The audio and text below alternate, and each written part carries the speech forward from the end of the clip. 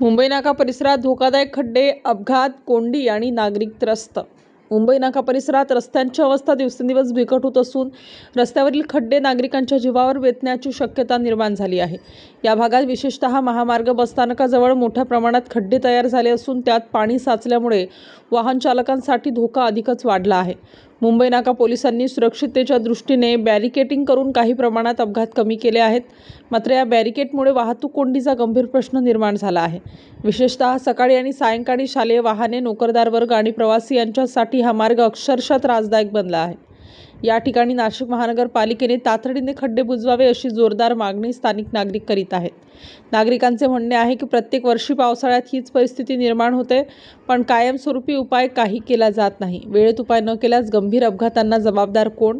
महामार्ग बसस्थानकातून दररोज अनेक बसेस राज्यभर विविध शहराकडे रवाना होत असतात. त्यामुळे येथील वाहतूक सुरळीत ठेवणे अत्यंत आवश्यक आहे. महापालिकेने या भागातील रस्त्यांचे संपूर्ण पुनर्बांधणी करावी आणि अपघात टाळण्यासाठी तातडीने कार्यवाही करावी अशी नागरिकांची जोरदार मागणी आहे. स्टार न्यूजसाठी मोहसिन पठाण, नाशिक.